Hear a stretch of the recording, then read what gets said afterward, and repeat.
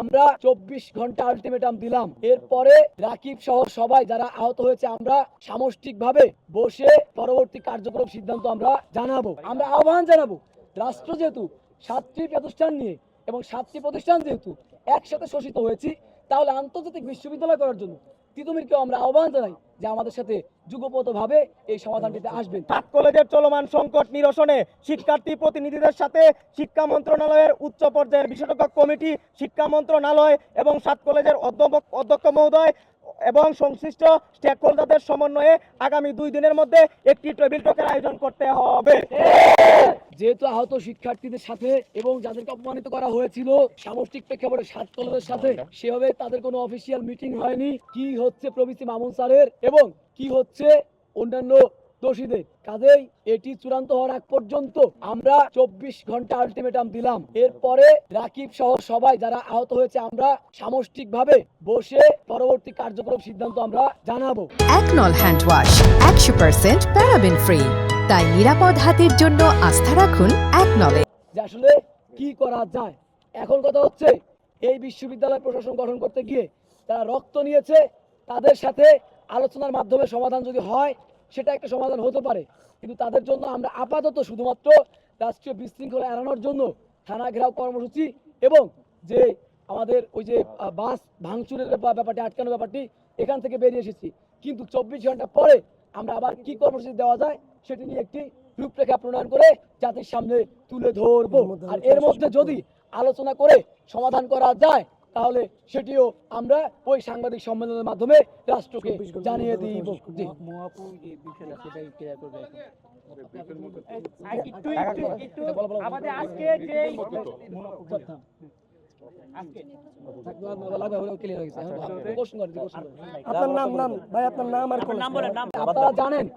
আপনারা জানেন এই রাষ্ট্রের কোনো শিক্ষার্থী কিছু চাইলে সেখানে আরেকজন শিক্ষার্থীকে বাধা দিতে পারে না।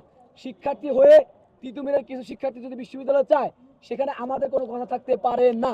তবে এটিও সত্য যে তিতুমিরের অসংখ্য শিক্ষার্থী প্রতিনিয়ত ফেসবুকে, মেসেঞ্জারে, অনলাইনে, অফলাইনে তারা যোগাযোগ করে সাত কলেজের সমন্বয়ে যে বিশ্ববিদ্যালয় হচ্ছে তার সাথে আছে।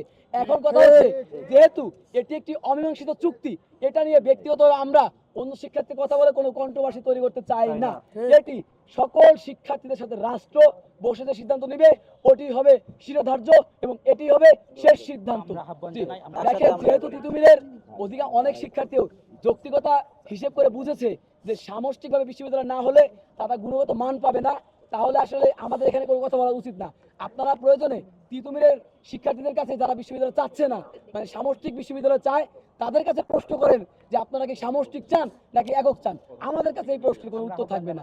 আমরা আহ্বান জানাবো, রাষ্ট্র যেহেতু 7টি প্রতিষ্ঠান নিয়ে এবং 7টি প্রতিষ্ঠান যেহেতু একসাথে শোষিত হয়েছি, তাহলে আন্তর্জাতিক বিশ্ববিদ্যালয় করার জন্য তিতুমিরকেও আমরা আহ্বান জানাই যে আমাদের সাথে যুগপতভাবে এই সমাধানটিতে আসবেন। তবে তাদের সকল শিক্ষার্থীর সিদ্ধান্ত হবে তারা কি চায়। এই জন্য আমরা বলবো, যদি কোনো কন্ট্রোভার্সিয়াল ইস্যু আপনাদের জানতে ইচ্ছে করে তাহলে যারা আমাদের সাথে বিশ্ববিদ্যালয় চায় তিতুমিরের তাদের কাছে প্রশ্ন করবেন এবং আশা করছি সেখানে সঠিক উত্তরটি পাবেন।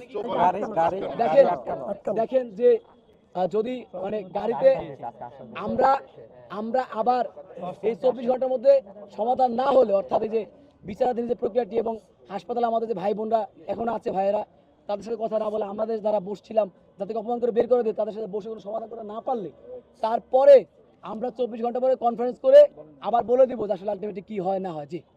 যে আমরা 7 কলেজের টিম করে গিয়ে মন্ত্রণালয়ে গিয়েছিলাম, ইউজিসিতে গিয়েছিলাম, আমরা আমাদের মতো করে সমাধানের পথটি কেমন হতে পারে সেটি রাষ্ট্রকে বলে এসেছি।